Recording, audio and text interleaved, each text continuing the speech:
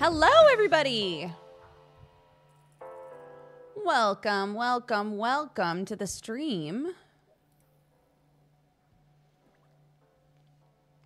A meat space stream. Crazy. Hi. Hello, everybody. What is that little guy? A scoop. A scooperoonie. Hi. Guess what, gang? I sound extra dodgery today. I hope that's good. I was given one of my birthday presents early today. Very excited. It was the espresso machine. Sorry, it wasn't clear just by lifting up a cup of coffee. It was the espresso machine. Was awesome. Because this morning, okay, so hold on. There was a big family get together yesterday that we went to. And Sam and I were like, likelihood that some of the people from this family get together are going to wind up at the farm so drunk.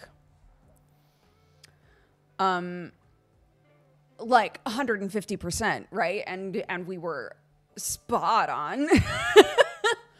But I assumed that they would probably, at least some of them, spend the night. It was that level of like belligerence, right? Turned out there was the perfect number of totally sober people that also showed up. God bless. So everyone got home safe. But we didn't know that, right? So we woke up this morning and I texted and I was like, how's everybody doing? Do we need breakfast? Should we make some little breakfast sandwiches? Bring them to everybody? And my mother-in-law was like, no, don't worry about it. It's literally just the normies here. It's everyone that's normally on the farm is here. And we were like, really? But we had geared ourselves up to make breakfast. So we did anyway. And I was like, Sam, do you want a coffee? And he was like, you know it. And then he goes, wait a minute. He goes, wait a minute. Do you want your birthday present to make coffee with? And I was like, yes. So I got to spend it delayed breakfast by so long. There were no coffees. We were eating the foods. I didn't even finish my breakfast because I was like, I'm setting up the espresso machine. He also got me a new coffee grinder that works amazing and is lovely. So anyways, bro, learning the ins and outs, learning how to use an espresso machine that isn't $20, because I'll tell you what, the $20 one, it broke very fast, but really didn't need to read the instructions.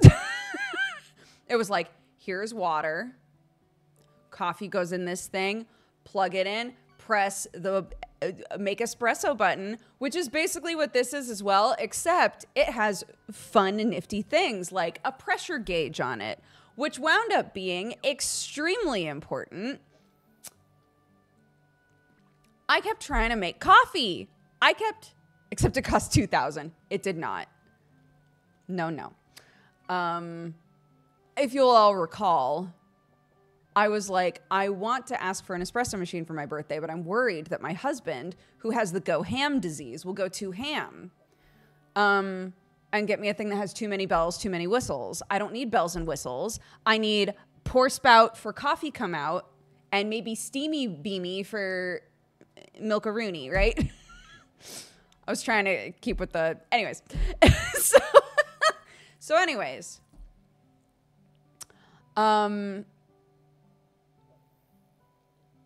I kept trying to make an espresso I kept trying to just make espresso.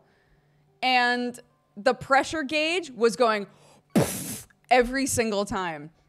I learned so much about this machine so quickly because I was running into this issue immediately. So then it was like, I now know how the water works. I now know how to just like jerry rig the pressure if I need to do that. In the end, I'm still not totally sure what was going wrong because at this point now I'm just using it the way that I did the very first time. Sam thinks that an important step that I tried to skip because I was too excited was just running water through the whole thing. He was like, yeah, you gotta just let the steamer go for a while, put just straight water through the machine. Just let the machine run with no coffee in it first. So, no. So Sam was like, I think you've overpacked the coffee. And so the water can't get through the coffee. But then I literally put just like a tiny bit in there and barely packed it. And it was saying the same thing. But you know what? I can make a bomb ass coffee now. So.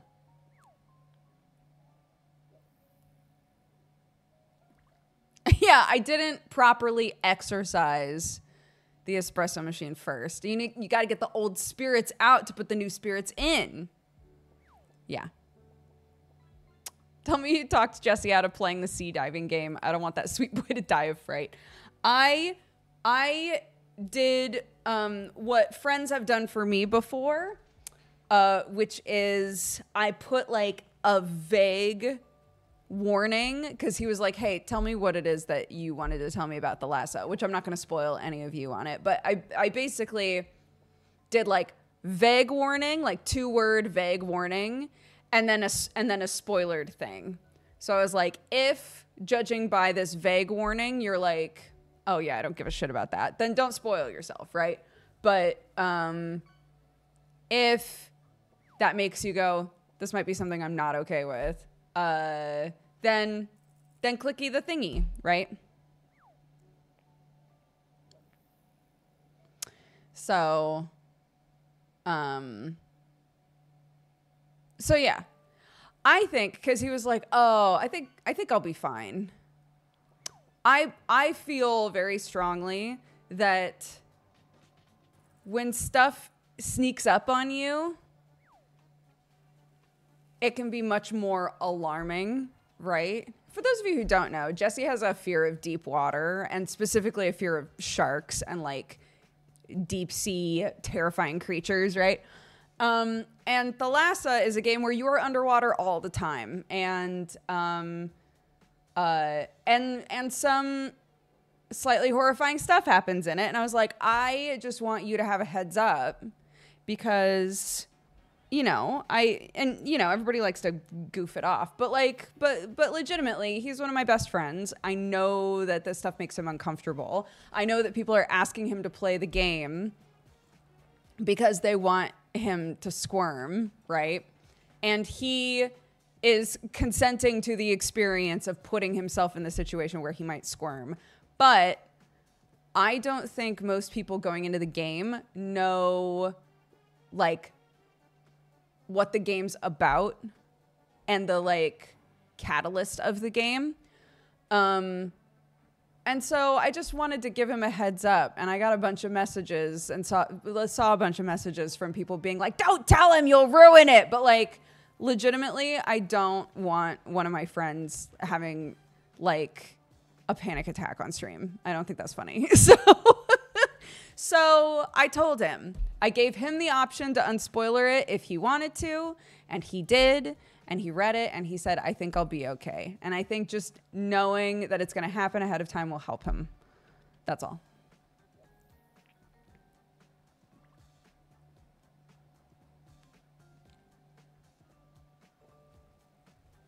Jesse did play Subnautica. He did. That's true.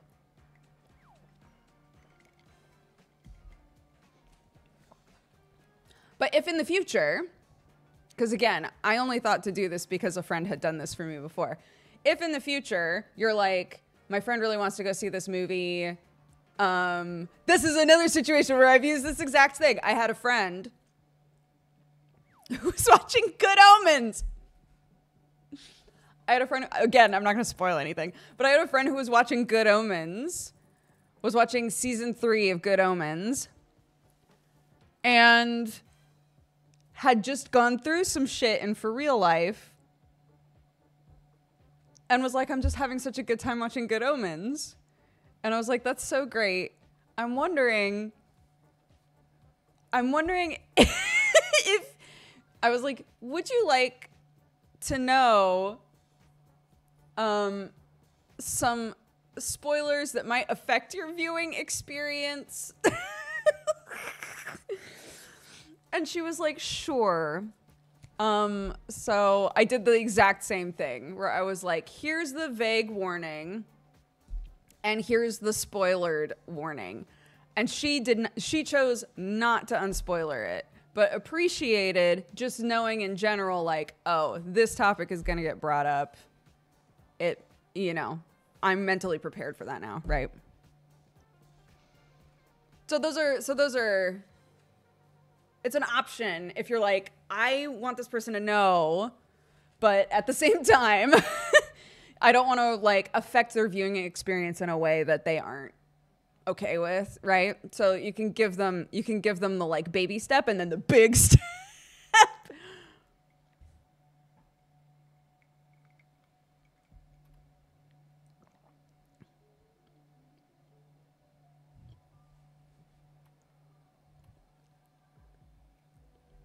As someone who's afraid of spiders, my friends went out of their way to let me know about the giant spiders in a game before we started playing, and I very much appreciated it.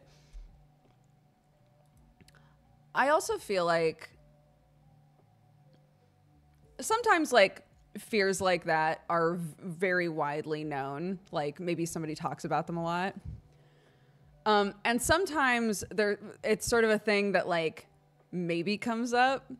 And I try to, this might sound weird. I don't mean it weirdly, but if somebody at some point takes the time to tell me like, I'm really scared of this thing, I lock that in for the rest of my life.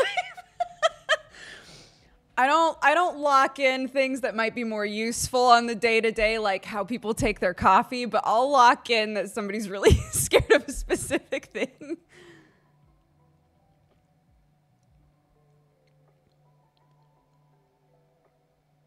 It was interesting watching my son work his way through Subnautica. He was stuck in the shallows for the longest time for fear of what lurked in the darker, deeper regions.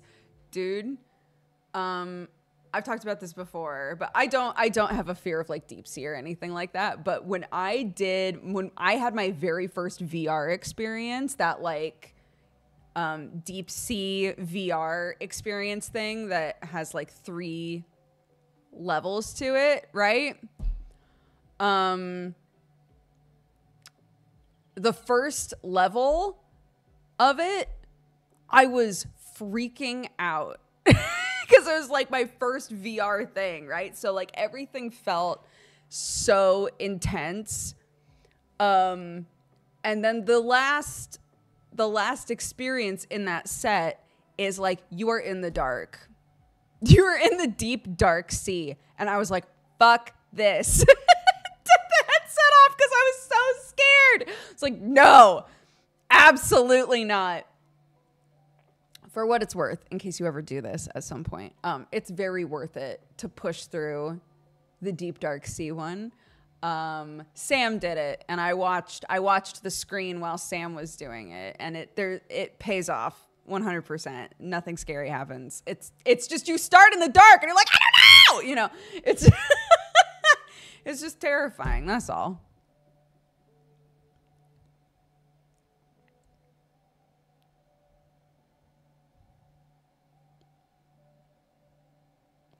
Sometimes a game can help you get over a fear. Outer Wilds helped me with my fear of space. Oh, that's very nice. And a lot of people love Outer Wilds.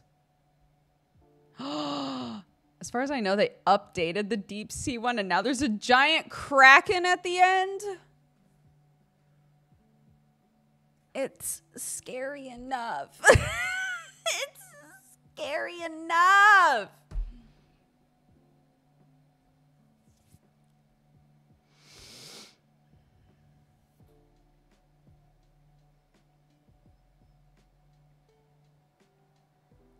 Oh, Zig. Oh, buddy. Yeah, I have a couple of friends who, if they watch something or play something, and a little kid dies or gets hurt on the screen, they'll immediately message me to tell me, which is so sweet. Because, like, most of the time it doesn't affect me. It's just, like, sometimes it does, right?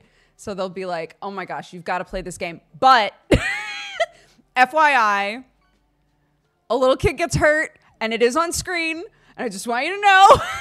It's very sweet. It's very sweet. I think that that's always appreciated. You know, somebody thinking to, like, somebody thinking of your, like, brain well-being going into a situation, you know. love homies. I love homies, dude.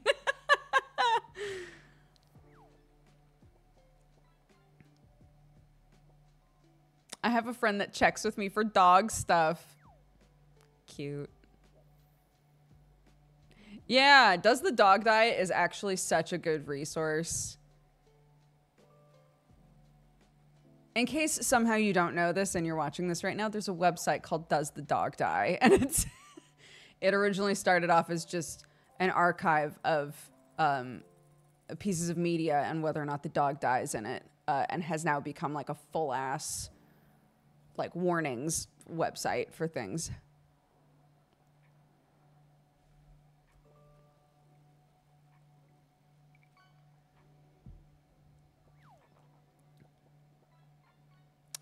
Yeah, because I think if you're the sort of person, I'm sure this is true regardless, but if I can only, sorry, I feel like I have to put all of these, like, modifiers in here. I can only speak for myself and my own situation, my own brain situation going into parenthood. But I, especially growing up, was a,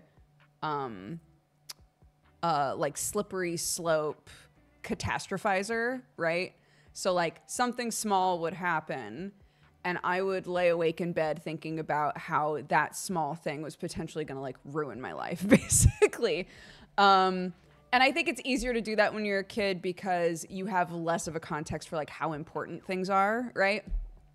But I had so much anxiety as a kid, and I would worry about things so badly.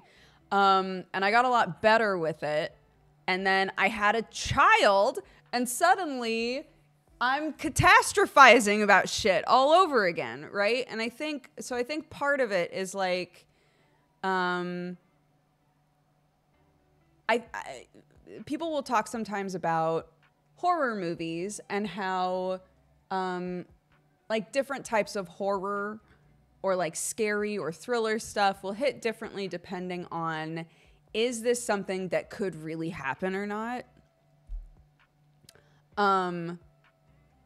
I think that applies really strongly to, like, dogs, kids, whatever, right? Whatever you're sensitive to seeing get hurt.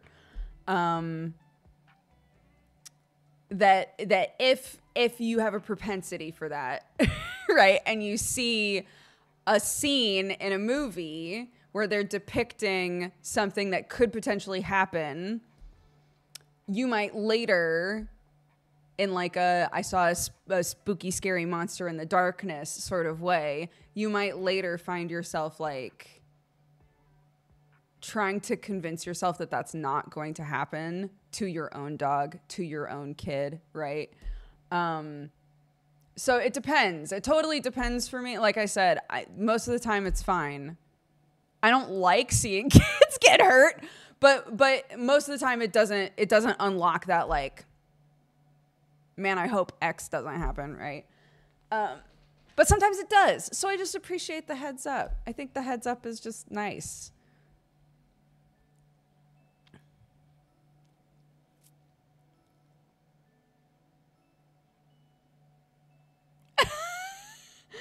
Something I hear a lot of parents go through is becoming a parent cured my social anxiety and gave me everything anxiety. I have watched John Wick. Dude, I can't watch natural disaster movies.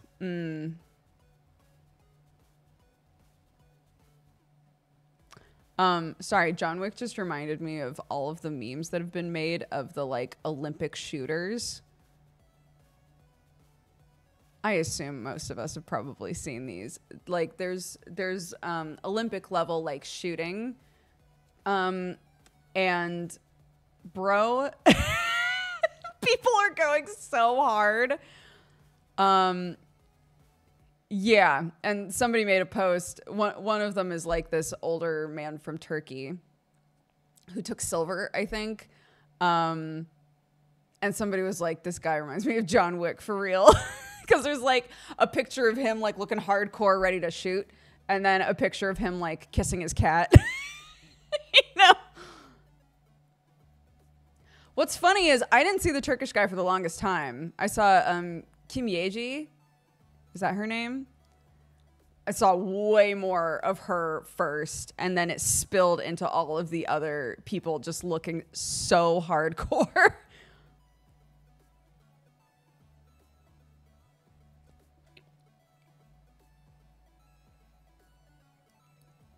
The Olympics Riz. Yeah.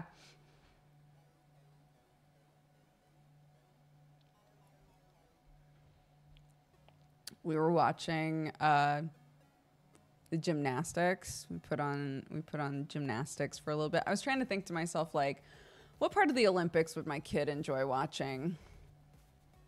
And so we put on gymnastics. And it was very cute, honestly. Every single group that went up there, she was like, this is my new favorite team. And then would pause it, go make a sign that would say like, go Romania, right? Or whatever. Come back, hold up the sign while they were doing the thing. And then we watched the next one and she'd be like, no, this is my favorite. It was very cute. She was like, who are you rooting for? And I was like, well, I feel like I should probably root for the USA. Cause you know, that's where I'm from. So I'll probably root for USA. She was like, okay, I'll root for everybody else.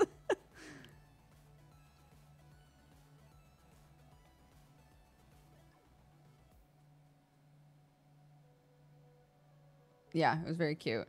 My kid would like everybody to know that China's outfits were the best outfits, in her opinion.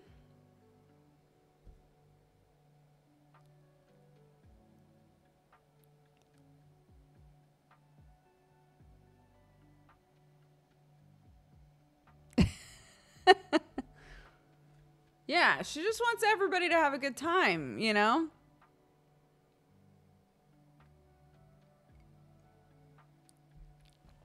I love the little footy pajamas the men wear. Did you guys see that TikTok where it's somebody that I've seen a bunch of TikToks of like over time, but they were like, how do you audition to give the gymnasts uppies? Like asking for myself, how do I get the job of giving the gymnasts uppies? Because there's all these videos, all these clips of people like helping the gymnast get up onto the pole. It's so funny.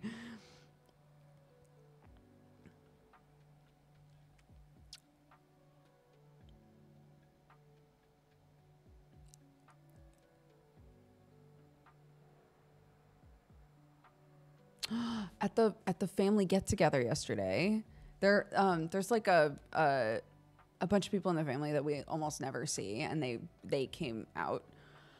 And so I was like, oh my gosh, I haven't seen them in forever. One of them is a girl who is 1 inch shorter than me. So we were like, oh my gosh, I can look you in the eyes. And we were talking about like how we were talking about basically like the cheerleader effect, right? Where you dedicate a bunch of time to something that is really, really relevant while you're in school. And then once you're out of school, sometimes it's hard to like where's the upward momentum anymore? Like it's difficult to figure out where to go with it after that.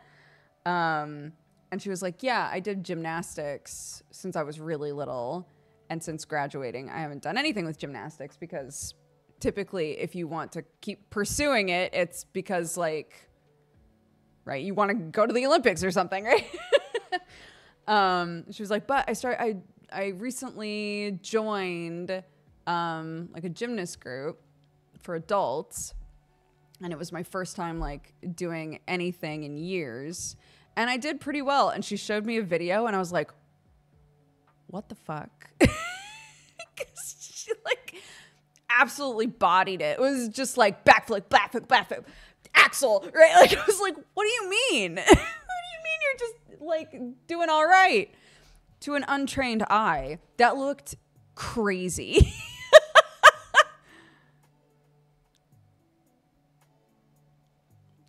Morning, Tenno. That stuff doesn't leave the body. I guess not. It's just muscle memory forever.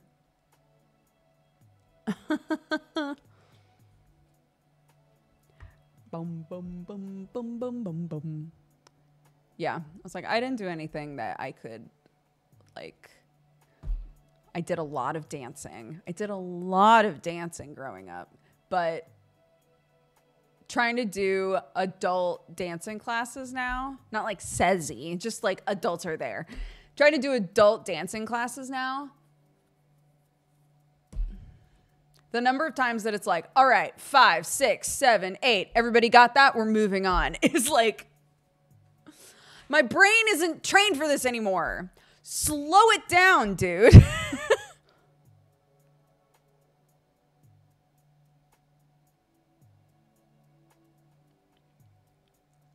Yeah, I mean like physical outlets, right? My niece was a cheerleader, so I've talked about it quite a bit with her as well. She watches any of those documentaries that come out that are like, look at these cheerleaders and how fucked up everything is. She'll watch all of those. She loves that shit.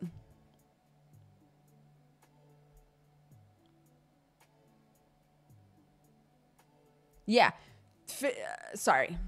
Yes. Physical. I'm trying to figure out how to put this. Things that you might go to the Olympics for.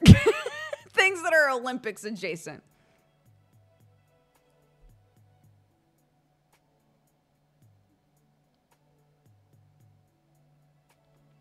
I rejoined beginner dance classes to sandbag a little. I love the way you've put that. I need to sandbag. Yeah, 100%. Yeah, I'm saying that I grew up shooting guns and skateboarding, and I really wish that I had more upward momentum with those two things. Techstar, thank you so much for subscribing. Welcome to the Cat Gang.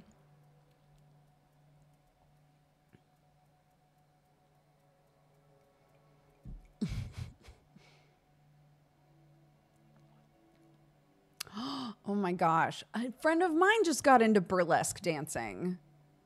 I was like, goodness. I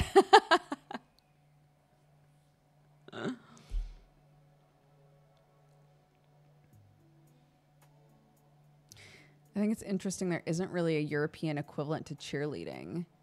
There is cheerleading in England, but it is not a huge thing. It doesn't seem like. Huge. Cheerleading is huge in America. But yeah, it definitely exists here just on like a much smaller scale, you know? But I don't know about the rest of Europe. Cheerleading is pretty popular in Finland. There's guard. My sister used to do it. Like color guard or a different guard.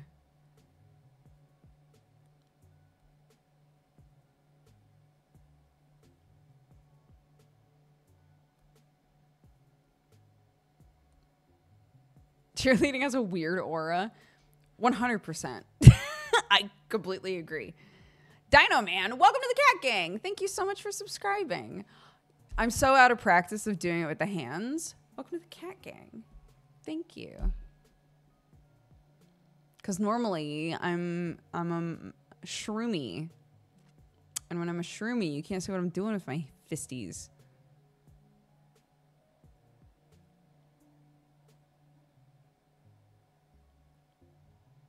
I've never seen it as a straight gig that pays money after education. It doesn't exist after education. That's why I think cheerleading is like the perfect example of like this idea of like, I've dedicated so much time to this thing and now there's nowhere to go with it, right? As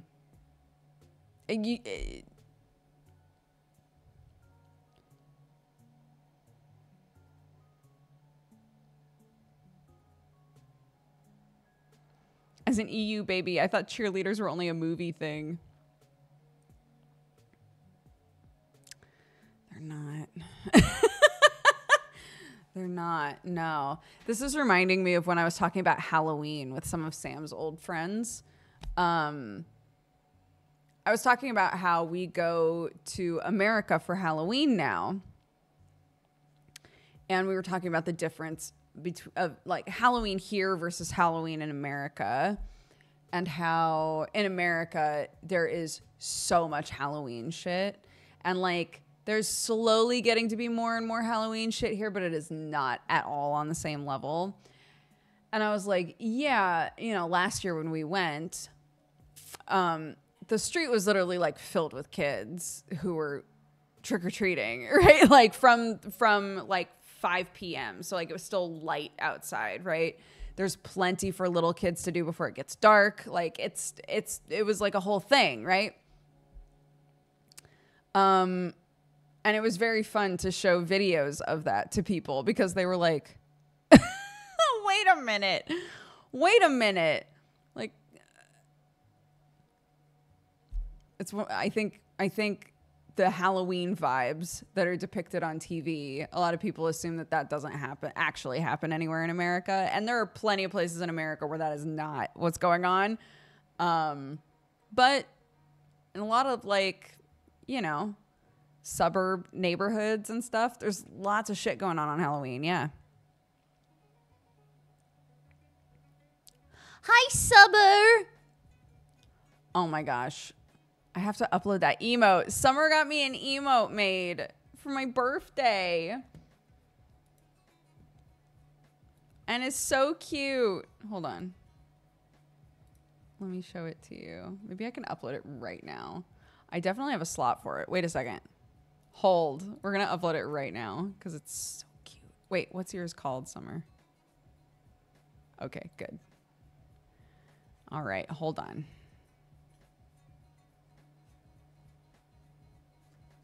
No, where are the moving ones? Ah! Yes. Good.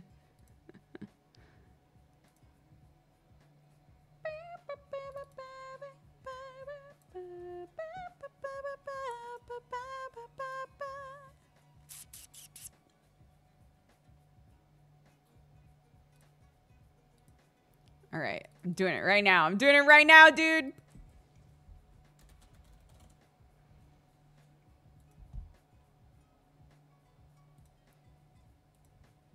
He he he he. He he he he. Upload.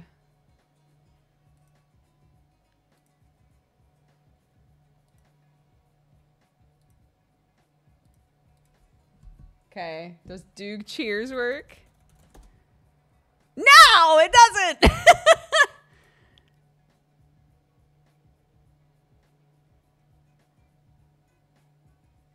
It does? I don't see it. Wait a second. I don't see it. Why not? There we go. Yes. So you could use Summer got us matching emotes that cheers each other. It's very cute.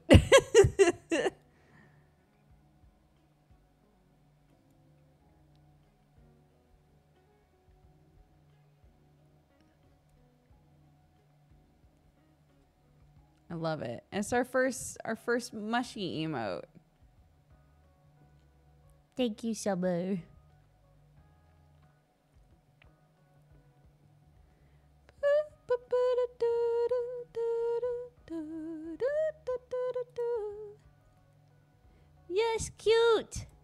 Thank you, Summer.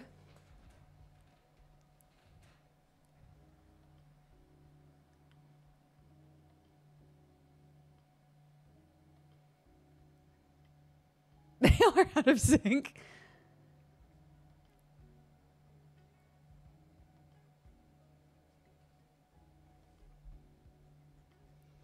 Oh, yeah. Are people putting Valentine's through? It doesn't show that any Valentines have happened.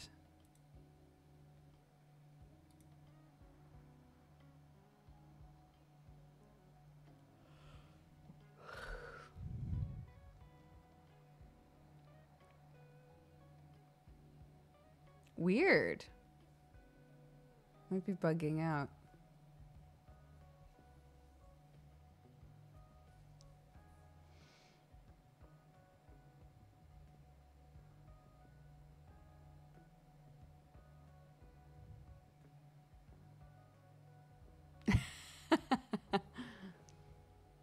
I just paused and unpaused, might fix it.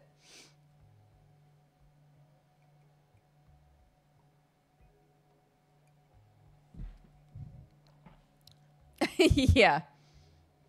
A true show of friendship. Very cute. Yeah, so this week oh yeah. Midwinter, was that supposed to be a Valentine's message? Yeah, it's still not working. How weird.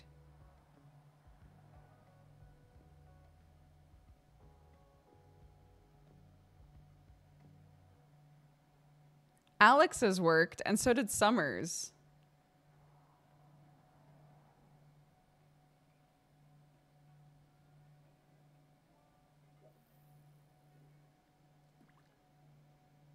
Very weird. I don't know what's going on with that. I'm cursed. I guess so. Well, here, I'll just read it. Midwinter Lily said, best wishes and good luck on the 8th to Arnar.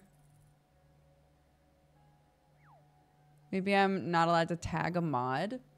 I don't think so. That wouldn't make sense, I don't think.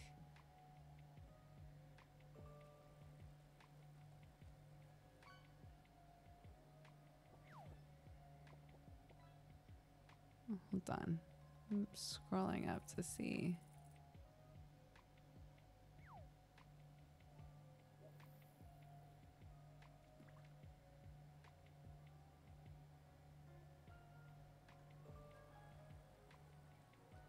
Yeah, I'm not sure. It's very weird. No! Unpin. I'm so sorry. I have no idea what's going on anymore. Okay. Get me out of here.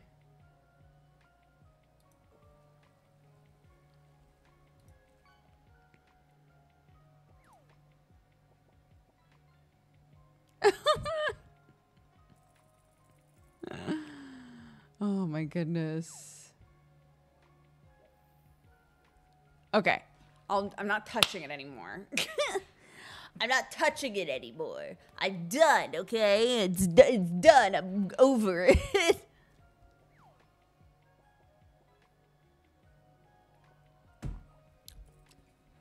Sam and Clark are so cute right now, by the way. Sam was like, the LCS is today. And I said, okay. And like, what does that mean? What does that mean for me as your partner? And he was like, it doesn't. I'm just going to sit on the couch with Clark and I'll watch the LCS on the laptop while she watches whatever the fuck. And I was like, okay. Literally every time I've gone in there, she's just snuggled right up against him watching TV while he's watching the LCS. And they're just eating like candy and popcorn and just chilling super hard. And it's very cute. I was like, have fun, gang. Adorable. I'll hang out with the dog outside. I have finished 2 books that I've been stuck on for so long. I finished 2 books because Peachy's leg is fucked up, right? So we've got a playpen outside that I've been like scooching around. so that, you know, she gets to sit in different spots. But I have a little chair that I sit right next to the playpen. So she's in the playpen and I sit outside. And I've been trying to make it a point that if I'm outside with her, I'm reading. We're doing it, gang. We're doing it. I'm going to try to finish the Expanse book that I was stuck on.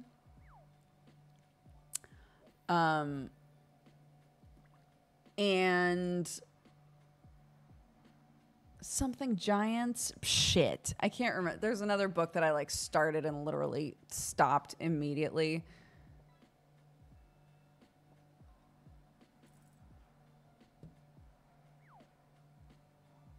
So the ones that I've finished are Mercy, which was a TikTok book. Mercy got pitched to me on TikTok. It was pretty good. It was pretty good. And then Most Ardently, which was the Trans Pride and Prejudice book, I loved. I thought it was so cute. It was such an easy read. I enjoyed the whole thing. I really liked it. There's like a whole section at the end that's like about like actual queer history at the time and whether or not the things in the book would have like been, you know, plausible or whatever. But I thought it was great. I thought it was so good. I really, really enjoyed that. And I guess they've got a series of other like classics that are, you know, flippy flopped around in some way. So since that one was so good, I'm like, maybe I'll read other ones. I don't know. There's a Jekyll and Hyde one. It's like, sure, why not? Fuck it. Yeah, so I finished both of those. Both of them I had been stuck on. Like, I just hadn't finished them. Specifically Mercy, I got like halfway through and then just left it. And I was like, I've got to finish this fucking book. And then I was on the last 2 pages and my kid came outside and sat on my lap and was like, what are you reading? Can you read it to me? And I was like, normally, I would say, yes, of course I can read this to you. I do not want to read this to you right now. I'm trying to get closure with this goddamn book. I'm not reading this to you. No. I love you so much though. Give me 5 minutes and I will be done with this book, please.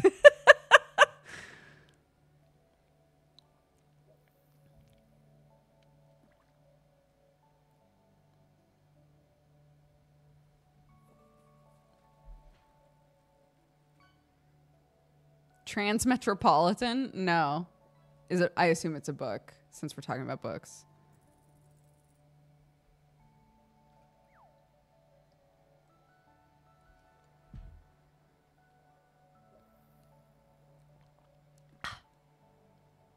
It's a comic. Oh.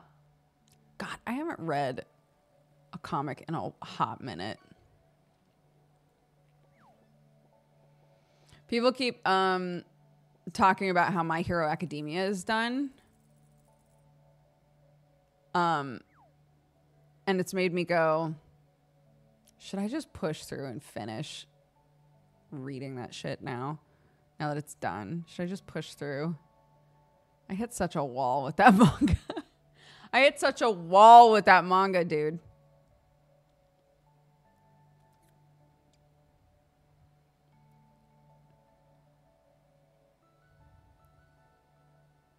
Are you excited for the Uzumaki show on Adult Swim in September?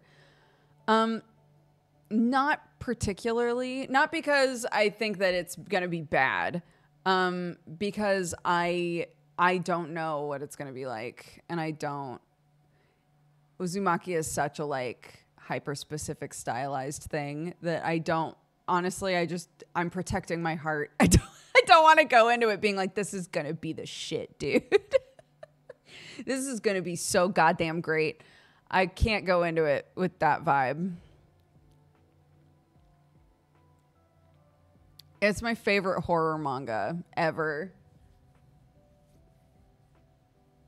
So if I go in expecting to just like be sort of hot and mild about it, you know, then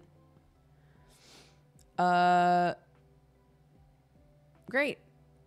If it's great, then I'll get my socks blown straight off my body.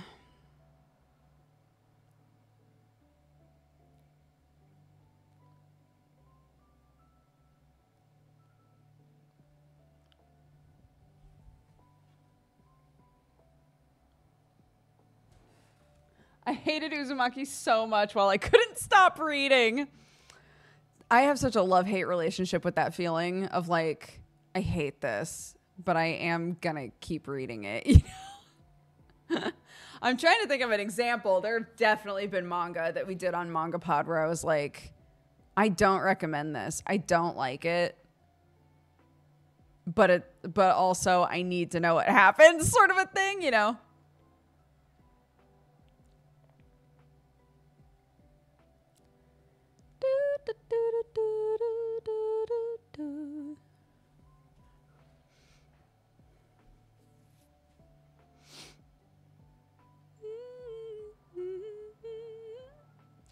We do have an entire channel dedicated to books and comics on the Discord if people want to talk about recommendations off stream. That's so true.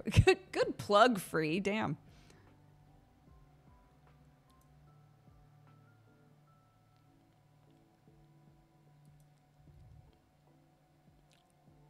Transmetropolitan is a cyberpunk comic with a lot of Hunter S. Thompson influence. Oh.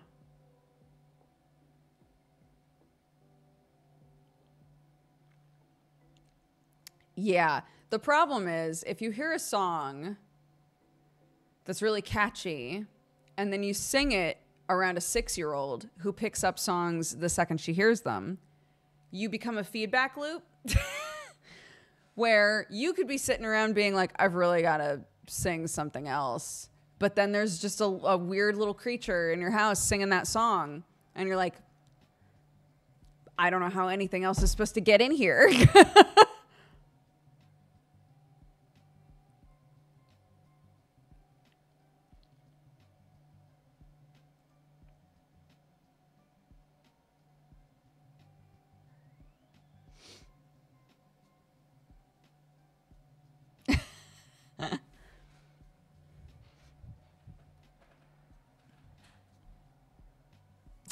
Yeah. I've stopped my singing lessons for now, and we decided that over summer, Clark would take my slot, so to speak, for singing lessons, that she would go for 30 minutes at a time instead of a full hour, which winds up being perfect. And yeah, the thing that my singing teacher keeps saying is like, it's kind of remarkable how quickly she will pick up on, like she'll hear it once and be able to recreate it perfectly. She was like, clearly there's some like musical aptitude there, right? She's just like not quite, she's 6 and it's so difficult for her to like focus. So currently we're like, this is just building blocks, right? We're not trying to do an exam. We're not trying to do anything like intense here. All that we're doing is like laying the groundwork for if it feels right for her to pursue singing and like singing lessons in a more serious way down the line. This is like good foundation stuff, right, to get her used to like what that would be like. She enjoys it, and she really loves my singing teacher. So,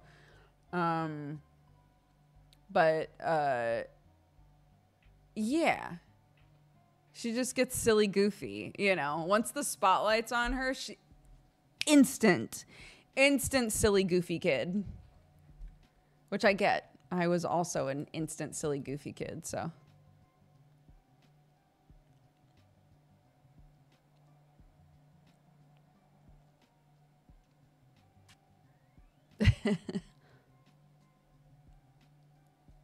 Yeah, and now I'm very serious. I'm a very serious person, you know. Anyone would say so.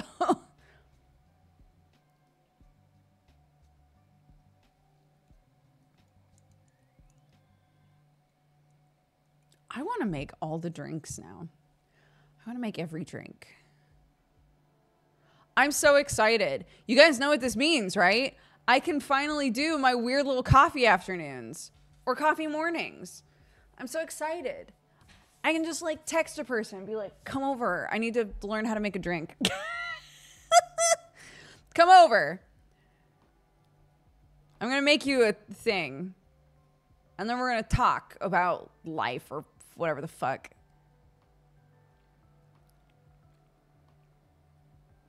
The Kelly Yandere face on the podcast, it was amazing. That was so good. I did for my birthday, early birthday present, Alex. I got an espresso machine. The last espresso machine I had was about $20, and it truly lived the $20 life. It died very quickly. So I got one that's a bit nicer for my birthday. I'm learning how to use it, and it's been very fun.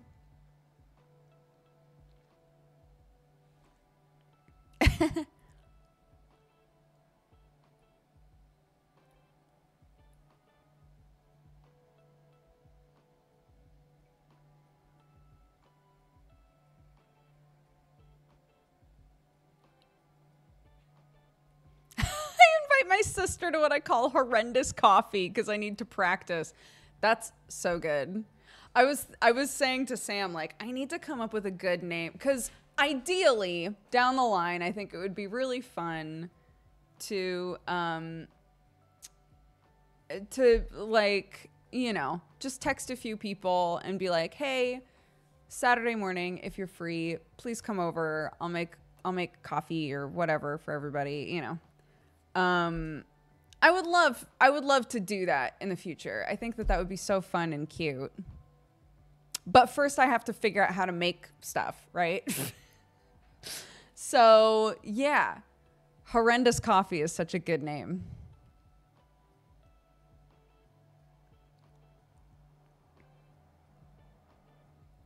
Oh, yeah, Patch. Everything got shut down for now. Hopefully moving it. But it's been a weird process. So there is no merch site currently. No, Clark does not drink coffee. No. She's sipped my coffee before. She's sipped my soda before. But we don't give her coffee or soda or anything like that as like her drink, you know.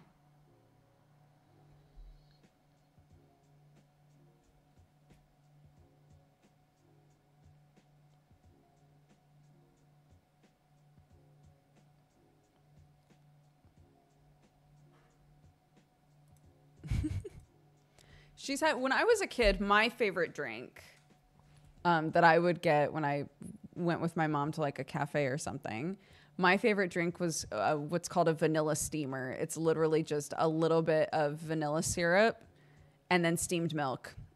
And that's it. I loved that shit. I would get a vanilla steamer every time. I loved it. And so I got a vanilla steamer for Clark one time. And she tried it and was like, no. She's like, I don't like that. I was like, how can you not like that? It's so good. You're crazy. Hi, Brett.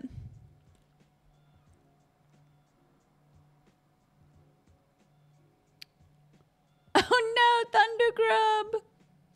What a sweet memory, though.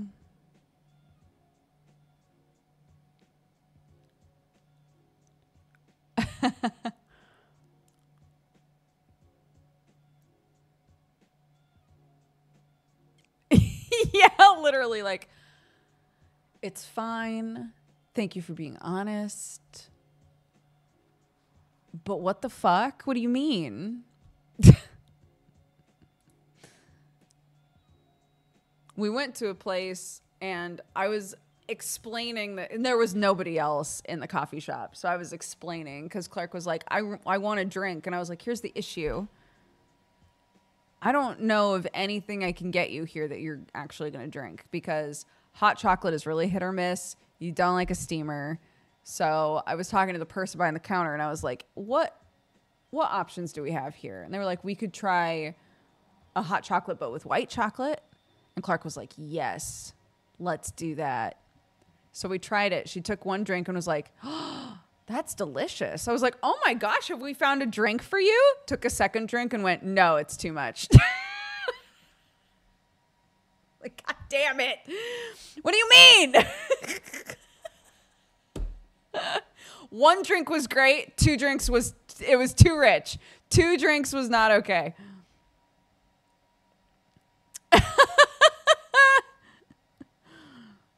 Yeah, I can imagine a white chocolate, hot chocolate being so fucking sweet. So it makes sense.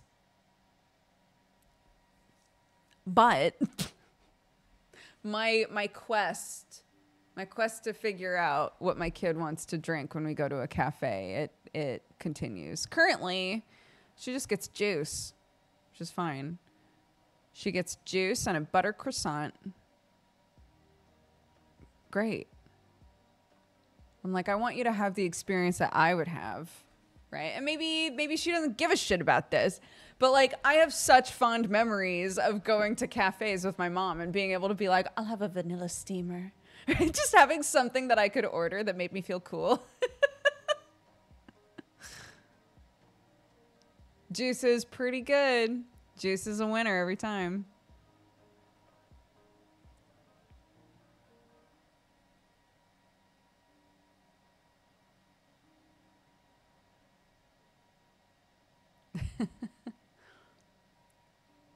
She has tried some teas before. None of them have ever been like a absolutely not, but none of them have been a yes, definitely. However, I've tried to explain to her, like, with both coffee and tea, you know, it's gonna taste drastically different depending on how you do it up, you know. My little nephew is the most English child that I've ever met, and he'll fully just ask for a cup of tea. He's 4. Like, my nieces are like that. It's so funny to me. My American ass could never.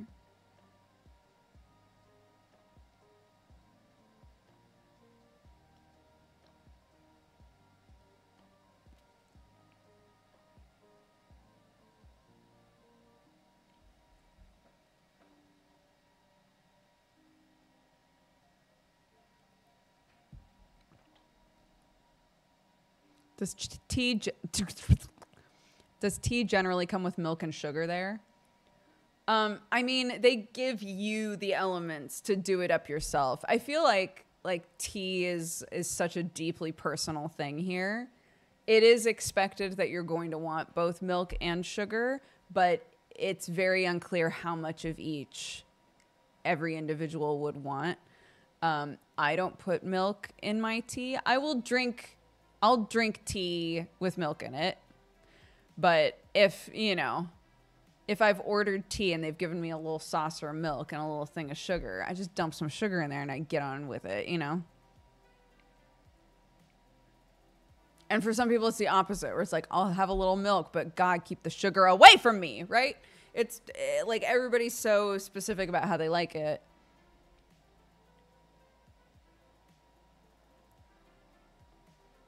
If it's like an earthier tea, an oolong or a green, I don't put anything in that. I just want the tea. If it's a black tea, I add stuff. I don't always enjoy black tea just as it is, you know? But green teas, oolongs, like really earthy teas, ugh, I don't need anything in there.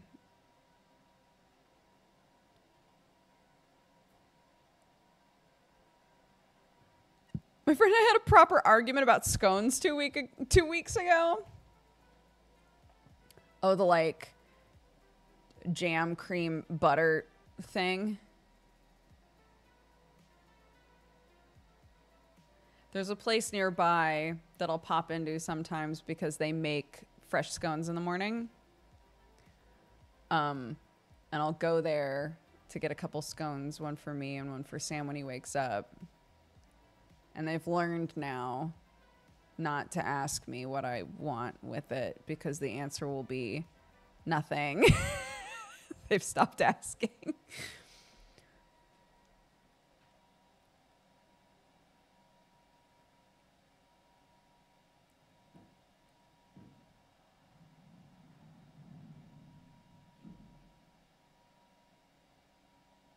Alex's family look at me like I'm crazy when I have a naked scone. For real. No, like, yes. I don't put any, I just eat it. If it's fresh, dude, you don't need anything with that. It's so good. Just all on its own, man. Oh my God.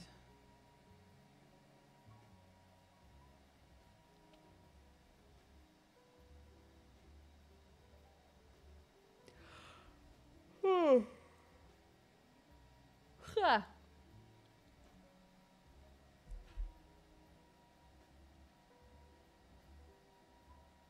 Pookie, that's so funny that you say that. Somebody else literally like, what, 15 minutes ago, 10, 15 minutes ago was like, I really want a replacement cat gang thing. Is the store coming back?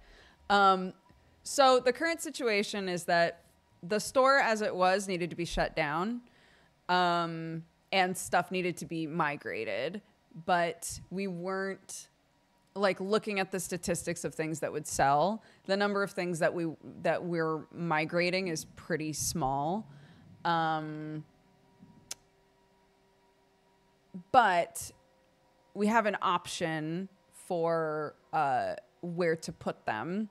And it's probably going to wind up being, instead of a cat gang store, we're just going to go back to it being like a Dex Bonus store.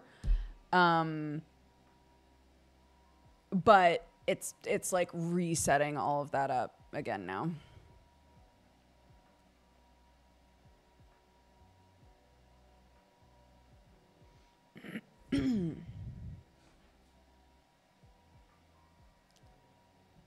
Ba, ba, ba, ba, ba, ba, ba. Dexatronic bonus store. That's very good. E-commerce is hard. Yeah. It's very easy to make a choice. When you have a store online, it's really easy to make a choice and then immediately be like, we shouldn't have done it that way. I felt that way a lot with the cat gang stuff has been such a learning experience for me. In the time that we had the store up in its most recent iteration, I made zero money off of anything that was ever sold. It was just bonkers because like we just didn't know like how many of each thing to get, like any of that sort of stuff. We were sort of just like winging it, you know? And it just wound up being like so messy. So.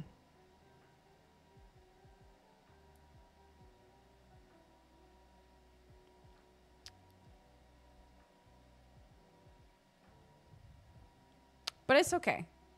We're going to pare everything back down. Start with just like a couple of things.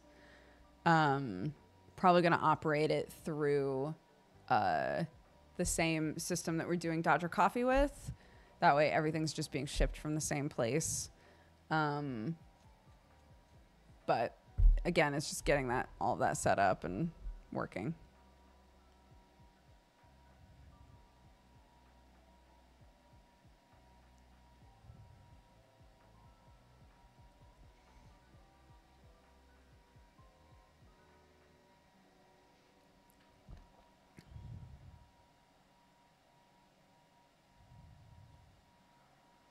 Yeah, that's one of the benefits, like, for us, I think we really romanticize the idea of having more control over like everything, really. But having more control over everything means any choices you make are like your fault, right? When we were doing stuff through like a merchandising company, even though we were so frustrated so often with things, there were a lot of choices that were not choices we had to make, right? The benefit of that, we didn't realize until like suddenly it was all on our plates, if that makes sense. Oh my gosh, I've been looking for the Press Heart to Give shirt. The Press Heart to Give shirt and the Sherlock Cat mystery shirts. Holy shit. Do you guys remember those from forever ago? Yeah, I did say to them that I've been asked for years to re-release the death bonus stuff. So if we're bringing merch back, death bonus would be a thing that would definitely come back. And then I think just the basic Cat Gang tee, and jumper. I think both of those would be like the first things that we'd have up there.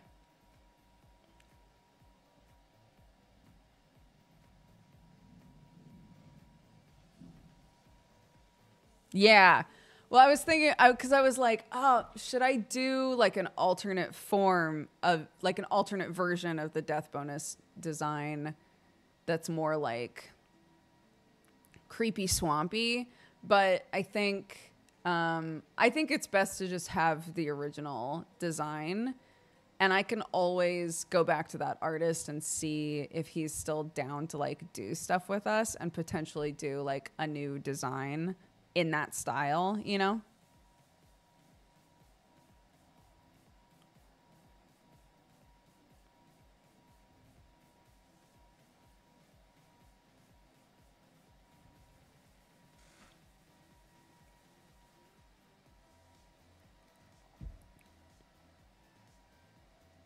Do you have an idea on when the re-releases would happen? Probably not till next year. Probably not until next year. Because I've got the model being made and trying to like update all of my assets and all of those sorts of things. I'm trying to focus on that stuff before we get merch back up and running.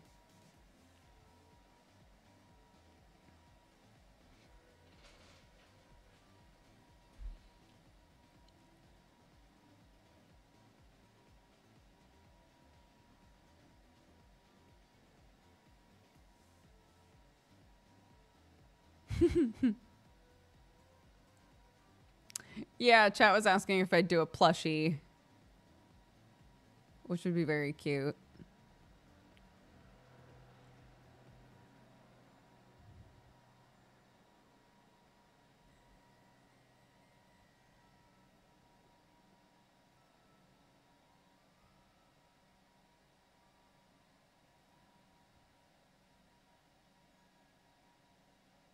I'm glad to see you have such fun with Warframe and that you aren't getting hounded too bad about the right way to play it. Yes, Free, that's absolutely true. Yeah. Warframe has been so fun to play. And honestly, like chat has done a really good job of policing themselves, to be quite honest. Like occasionally somebody will come into chat and be like, oh, she should really be doing X, Y, or Z. And not unkindly, people will be pretty quick to be like, just let her play. Just let her experience the game. She's having fun with it right now. Just let her have fun with it, you know? And I've really appreciated that. So, yeah, I think specifically when it comes to like mods and stuff, you know, occasionally I think people will be like, oh God, that's not what I would have done with the mods, you know, which is fair, but, I have no interest in fucking around with the mods currently, and I don't feel like I really need to. I can just auto mod myself and it's fine. You know, it works fine. So.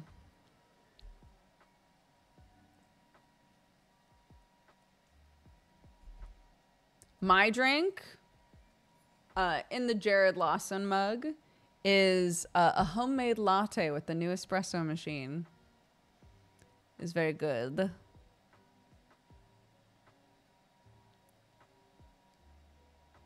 Warframe is definitely one of those games. Once you get too into it, there's no way to see it from the new player perspective. So it's always cool to see it be pure. When I first started playing, a lot of people would show up and be like, oh my God, she's just walking around. She's not bullet jumping everywhere. This is so wild. And I've been corrupted now. I eventually figured out. I don't even know if I'm like properly doing what people tend to do, but like I've reached the point now where I'm like, oh, I can just kind of like spin everywhere. I'm just gonna spin everywhere.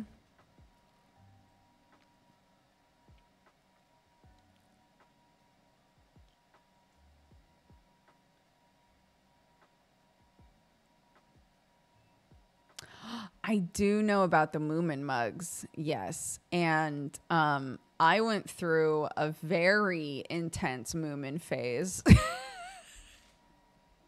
I went through a really intense Moomin phase very recently that has not petered away, but it's done this, so I'm not so weird about it anymore.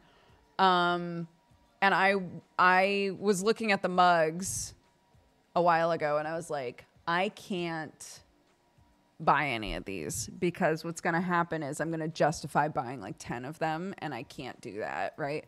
But it turns out that there's a Moomin store in London.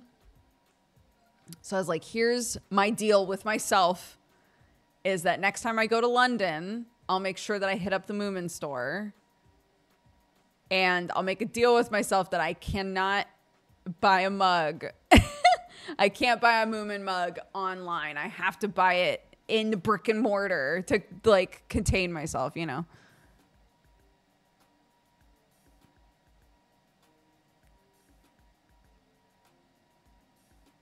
The Moomin heartbeat is stabilized. Yeah.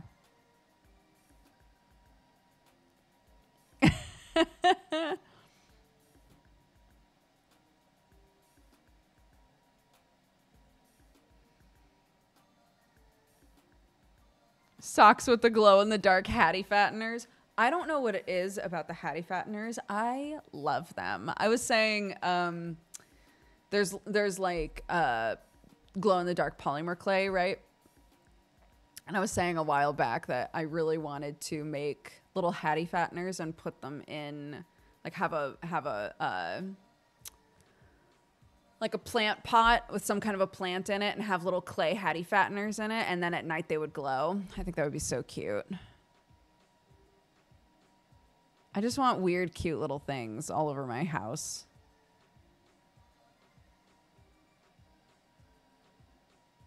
I hope Stinky is happily married somewhere.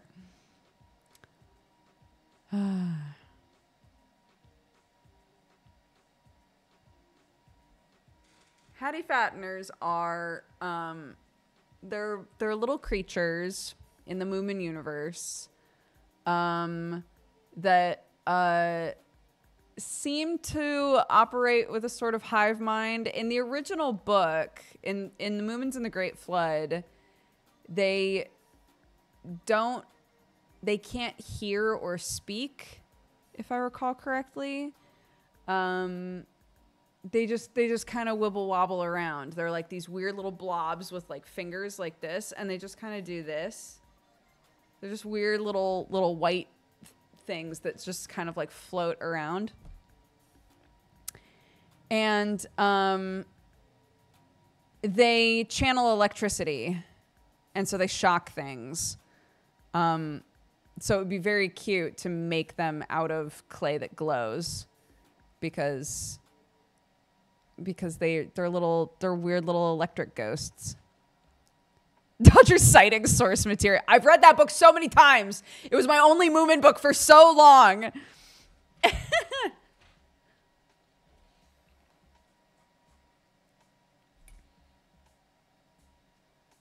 They're very cute. Yeah. Anyways, they're very cute.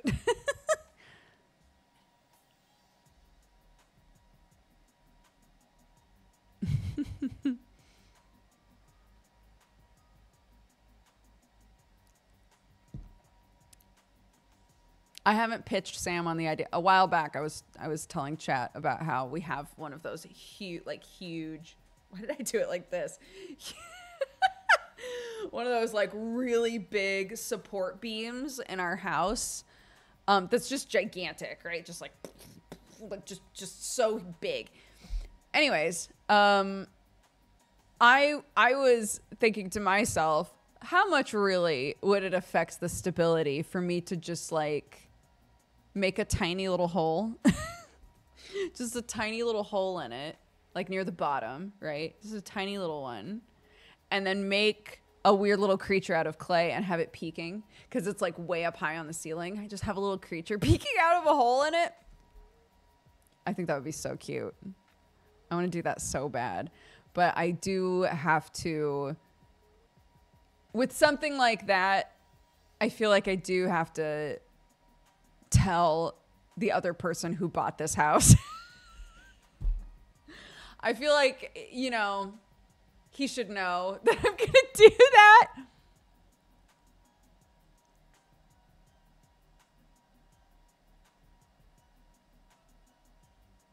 Just make a fake hole with paint. I don't like that.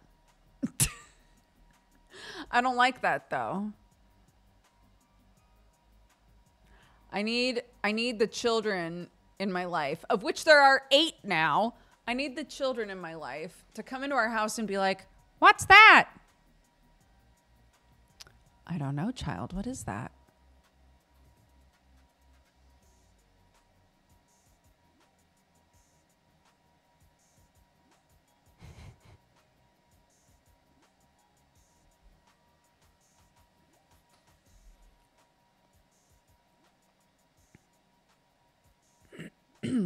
Lavenlar.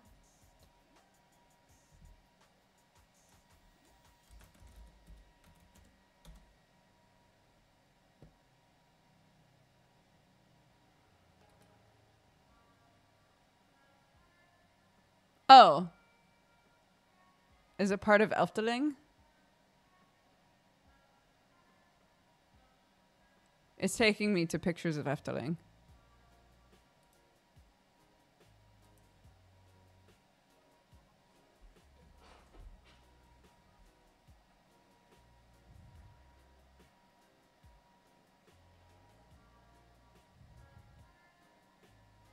It's exactly what you're describing. Oh, I see. You're saying I could look at this for like inspo.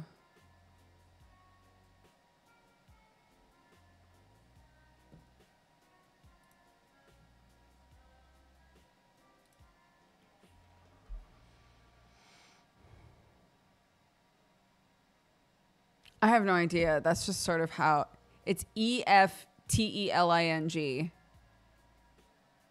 So that's just how I've pronounced it every time I've seen it.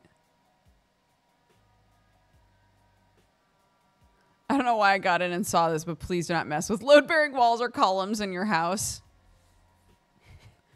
Who would do that, Amarian? What? What? Huh?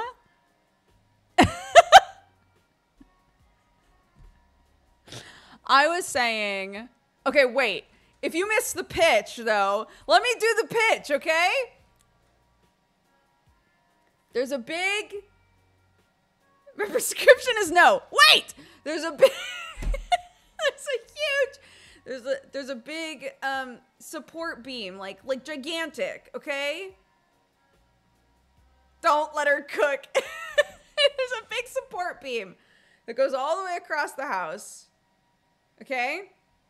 And I was saying, how big of a deal would it be for me to make an itty-bitty hole near the bottom, okay? An itty-bitty hole. In a gigantic thing! There's an itty-bitty hole. And then put a little thing in it. The bottom is the worst place.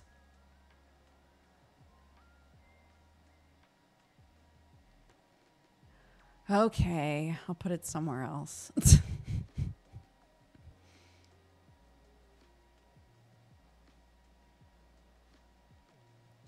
I'm not trying to take away the support part of the support beam, guys.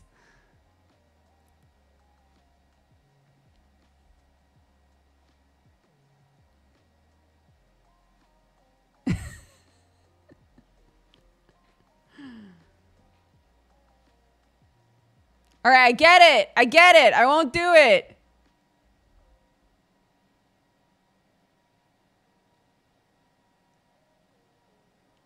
I get it.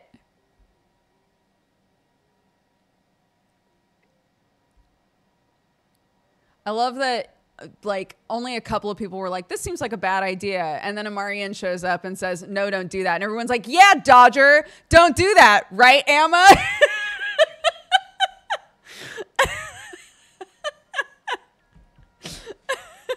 Yeah, Dodger, you crazy. Why would you do that? It's a support beam, Dodger, which I specified at the beginning, and no one was like, Take your shots, chat. Take your shots, fine.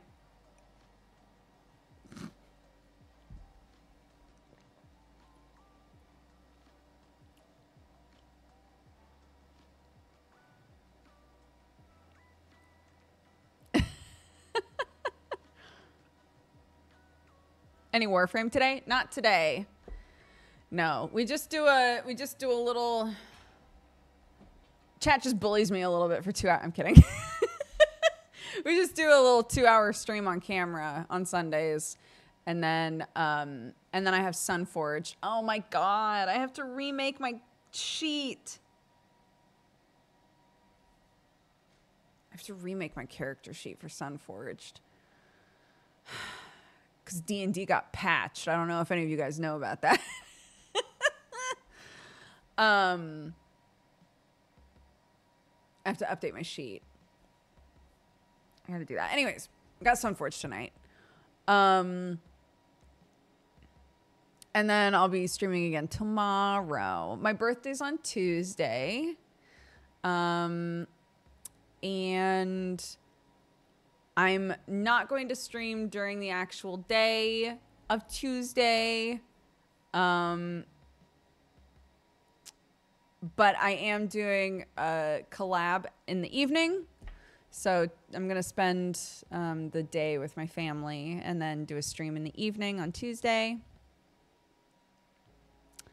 And then I'll be here Wednesday. I should be here the rest of the week, I think.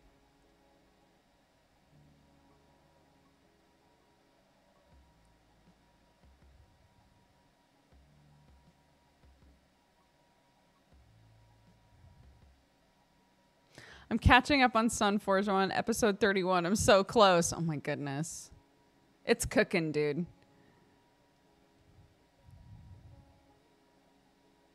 Yeah.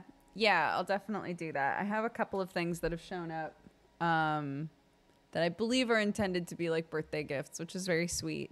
So I'll open those up next weekend.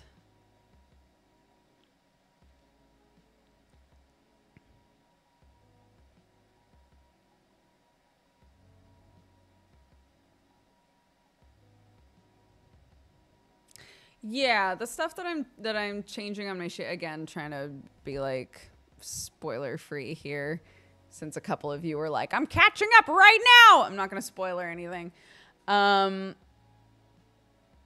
Yeah, stuff that is happening in the campaign is coinciding with the stuff that's changing on my sheet. So we specifically timed it out that way because we were discussing, this is hard to talk about vaguely. We were discussing stuff, Joe and I, player character to DM, and he was like, well, at this point, all of the new D&D stuff is gonna like be out and usable, so we could just time it for that. And I was like, okay, so. So yeah, I'm having to change a lot more on my sheet than other people are because it's not just updating to the new 5e stuff. It's changing other things as well. So stuff happened, and so stuff is going to change on the stuff that I'm doing.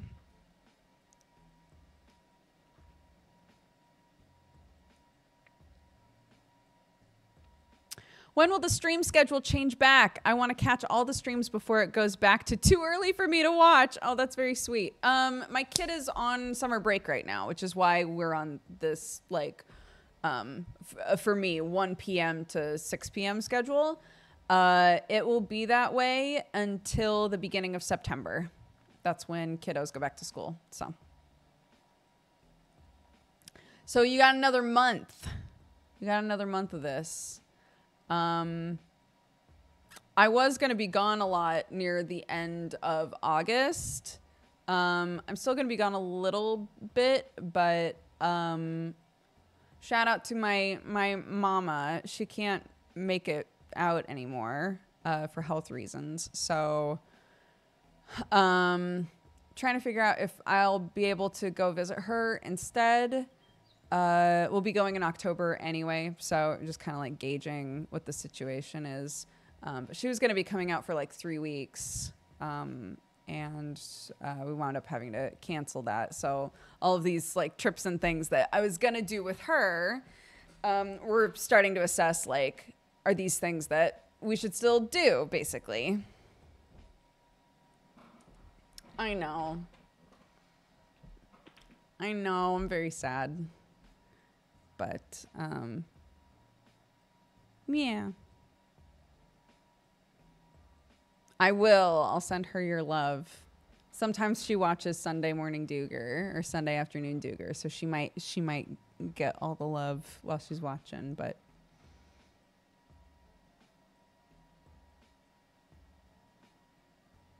Peach has been studying so hard for her. I know. Peach is like, I have to be a good girl by the time Grandma gets here. Just kidding. Peach is always a good girl. That's where she is right now. She's in that general direction.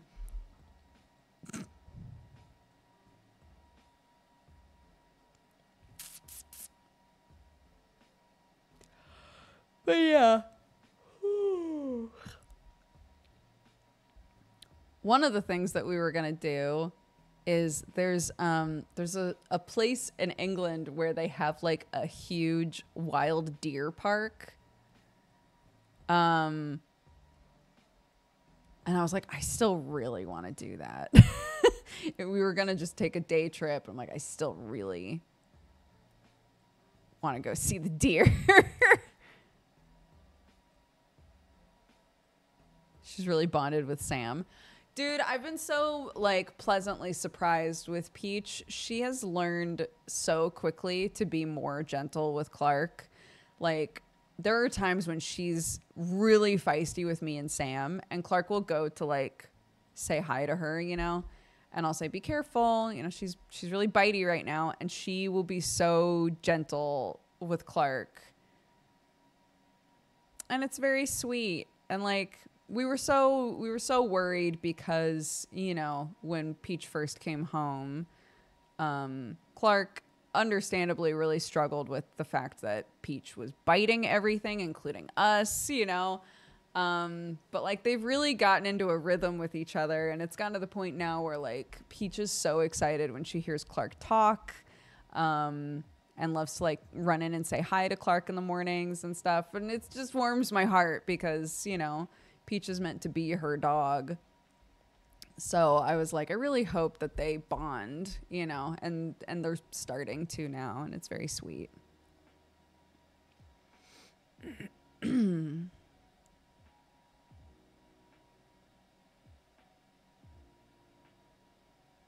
She's a Samoyed,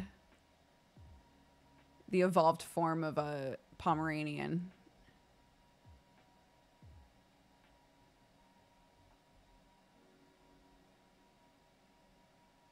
Yeah, it reminds me, there's a video I saw the other day and I was like, that dog.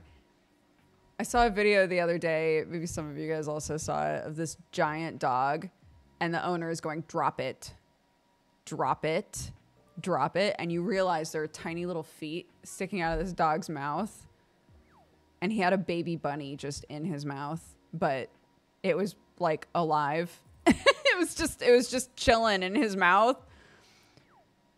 And eventually he finally dropped it. And it was just alive, perfectly fine, terrified, but like it just picked it up in his mouth and the little feeties were just hanging out.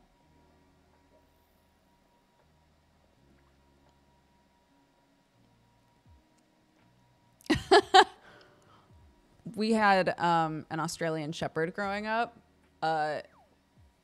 Literally the best dog. I think about that dog all the time, which feels so unfair to other dogs in my life, but like he was just the best. And yeah, I've told the story before about him. He found kittens and was just very gently just picking up the kittens.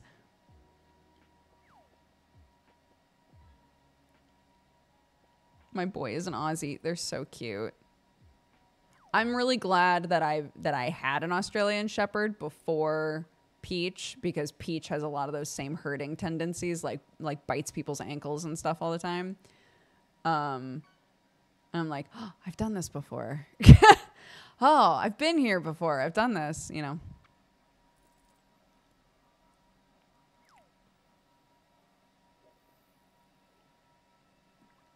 My cat refuses gentle. It's all or nothing.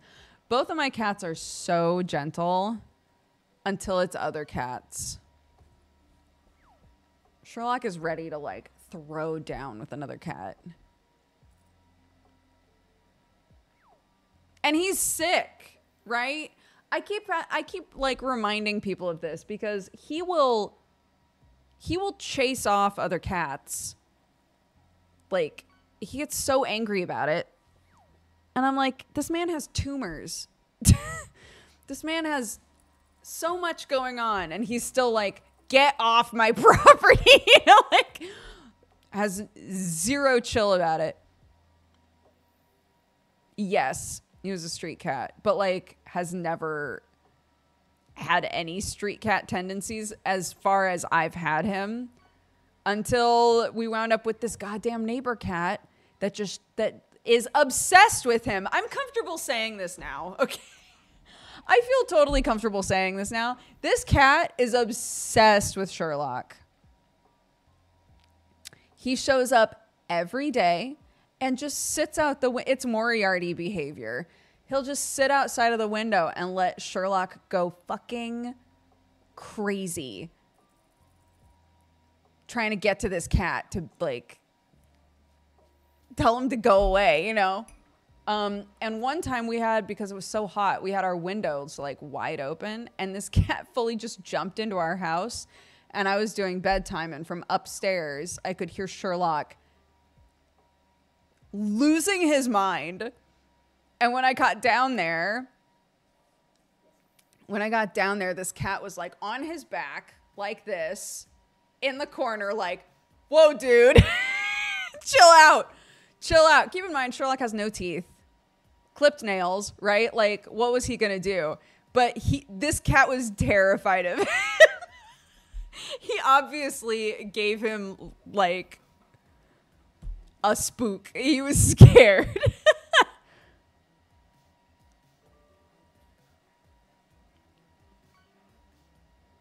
Yeah. I know. Well, Sherlock's so small now. He's lost so much weight. So he's not even like a chunkus going for this guy either. He's just got the aura. I look at Sherlock and I'm like, look at my schmoopy baby. And I guess other cats look at Sherlock and go, that dude's hard as fuck. Like, holy shit. He have the tude, yeah. Big time.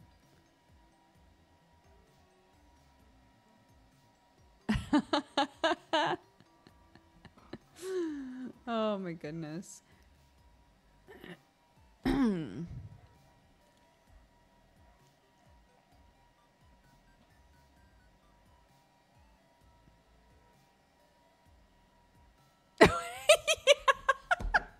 It's his accent. That's what it is. All these English cats are like, there's something fucking wrong with you, dude.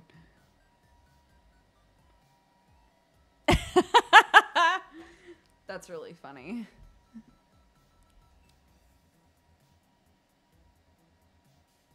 Has he given up on dog food? No, we just have a system now.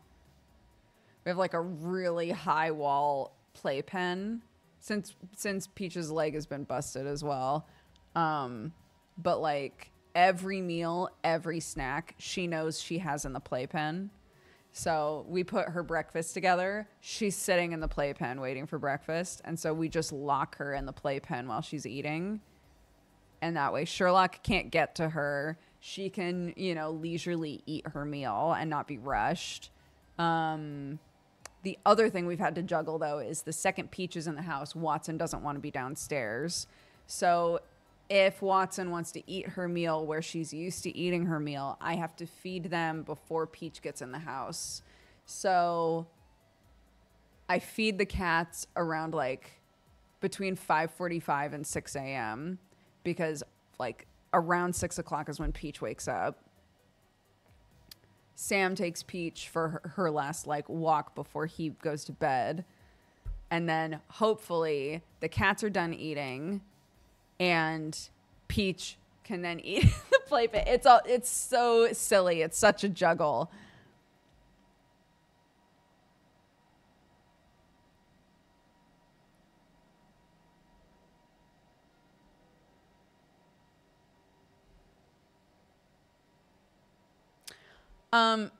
So Sherlock, for anybody who doesn't know this, sorry if it was like, you know, too casually talked about, but yeah, Sherlock has tumors in his abdomen. There's a bunch of them. None of them are huge, but they're spread around. They gave me options, but he's old. He's like 16-ish now, right? So pretty much every option came with the, you know, a side note of this will affect his quality of life. So like, sure, we can do this thing. We can try to treat the tumors. His quality of life will go down. It might be successful. It might not. And like there are treatments where it's like, yeah, this cat can be treated, but needs to not be home for a really long time while the treatment is happening. Again, no guarantee it's going to work. So the conversation with the vet was she was like, none of these are the right answer. You know, this is a shitty decision to make no matter what. He is old. And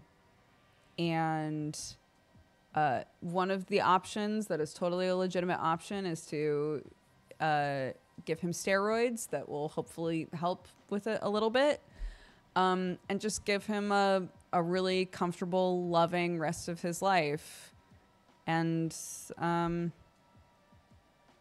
that's what we've opted to do, because everything else, all of the other options are like,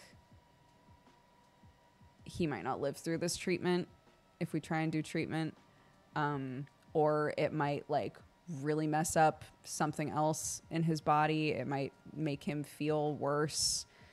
So they were like, right now he's still got energy. He's still fighting with cats, clearly. You know, he's still eating, he's still drinking, he's still moving around a lot. And it is, you know, from my perspective, it was like, I want him to be in his home with his routine, with his people that love him. And, you know, if there's an option that makes more sense down the line, then okay. But if currently what we're being told is like, he can not be comfortable, not be with the people that he loves, or potentially have something else like bad happen to him by pursuing these like aggressive treatments, then that it just doesn't seem worth it. You know, I just want him to be comfy and loved, and it's hard. It's a shitty decision. I've never had to make a decision like this. Every other animal that I've ever had either passed away really quickly. Honestly, that's every animal that I've ever had that has died. We didn't realize that they were sick. Dogs specifically, I guess, are very good at hiding that when they're sick. So yeah, it was my first time having to really like make a choice like that. And it sucks. It really does suck. He's 16-ish. He's from a shelter, so it's a guess. But he's considered an old cat. Yeah.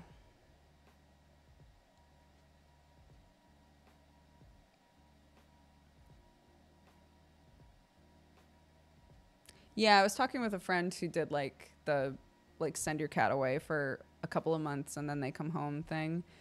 And they said like it is hard because like in their situation it didn't really increase the life expectancy at all. So it was just a couple of like really stressful months for this cat. And in the end, they were like, I really wish that I had kept them home. And not saying that it's always a bad choice to send them somewhere to get treated, obviously, but they were like, you know, potentially it doesn't help. And it was just 2 months that they were scared and they weren't home, you know. So it's hard. It's no fun. It's no fun to think about. But currently he's still trying to beat up the neighbor cat. So I'm trying not to worry about him too much and just make sure I give him lots of snuggles every day and stuff. Cause I know he hates Peach and I know that that's added some extra stress to his life. And I do feel bad about that. So I try to make sure, cause she sleeps with Sam every night while he's working. So at nighttime, it's just the cats. And I try to give them lots of snuggies and scritches and, you know, let them really be the focus at night, you know.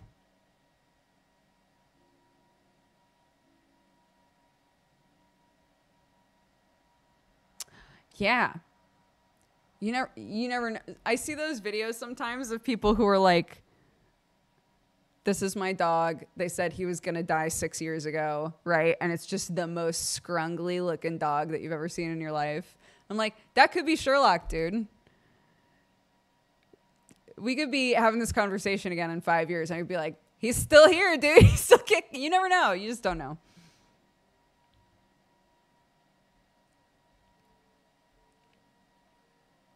Yeah, just a little scrungleman, you know? And they're always so cute and just like, I love it.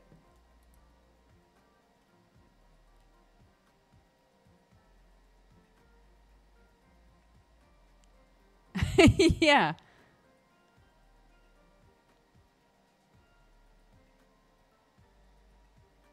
Yeah, just punching the tumors with his big brain.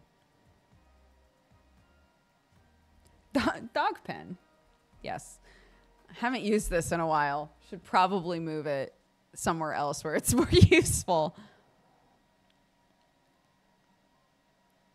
My hubby and I started playing Warframe because of your stream. Oh my gosh. I hope you're enjoying it. Oh no, I'm the drug dealer now. My friend had a cat that lived to 19 and was a month left for about 5 years. Scrungly was the word. That's what I'm hoping for. I mean, I don't want, if he's obviously miserable, I don't want that for him. I don't want him to be every day just like, bro. Bro, I'm done. I'm over it, you know? But as long as he's like, still has energy, still eating, still drinking, you know, all of that. I don't mind doing some end of life care for him, helping him stay clean and all of those sorts of things. I don't mind doing that, but like I just don't want every day to be miserable for him, you know.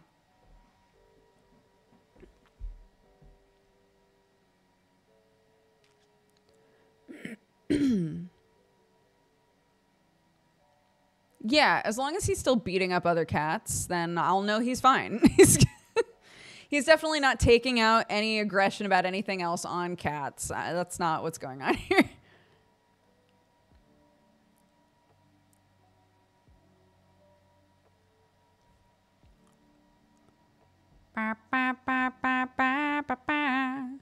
Luckily, she was lovely and happy, had meds for pain, was just scrungly and slept a lot. Yeah, I love that.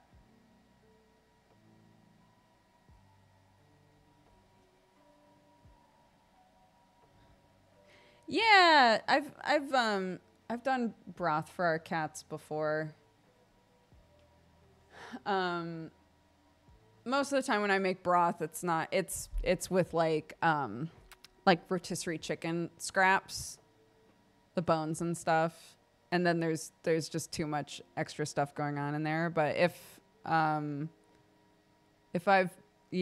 just bought like a chicken or something with nothing on it, I'll try and use that to make some sort of just a plain broth to use with like the dog food and the cat food and things. Watson hates that shit. She's like, stop. Stop putting this shit on here.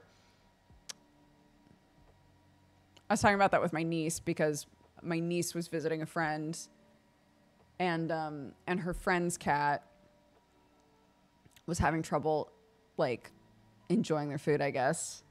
She was like, oh, you should get salmon oil. My cat loves salmon oil. And they put like a little bit of salmon oil on the food. And this cat was like, yuck. Disgusting. So you just never know. Anywho. I'm going to get going. Raid Leader's open. If anybody wants to grab it. Namo hates salmon oil, and we bought a giant bottle from him. I remember you talking about that. Yeah. You get those like giant like pump things, and you're like, what cat would hate salmon oil? Alrighty. Thank you guys so much. I'll put together a schedule. I'll post it. Cause yeah, I want to make sure that I do birthday stuff with my family and things. So I'll figure all of that out. But let's read off our activity feed. Fedori, thank you for the 55 months. Legacy Star Killer for the 61. James Wargull for the 96. Silent Xeno for the 95. Chris Hotaru for the 9. Happy Twitch, baby. Dor Lucas for the 82. Demon Lemming for the 120. Happy 10 years. Thank you so much. I appreciate it.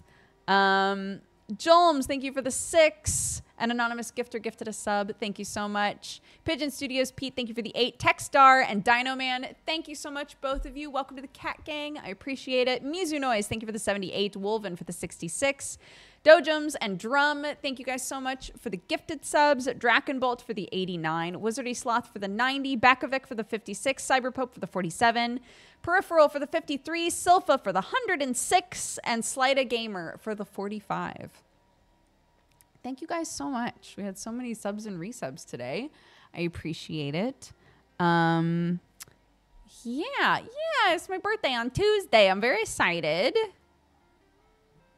How come 2 people were able to do Raid Leader?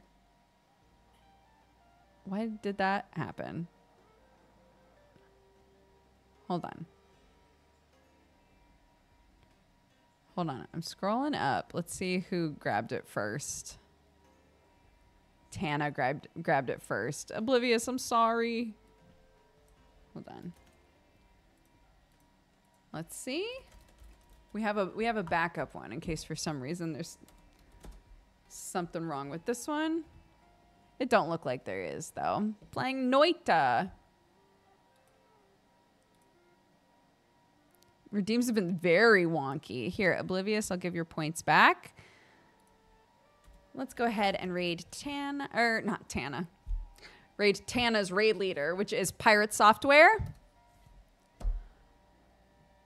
All right. Go say hi. Spread love and joy. I appreciate you guys very much. Thank you so much for hanging out with me. Again, we've got Sunforge tonight. That's on Joe Fudge's channel, who is lovely, a fantastic DM.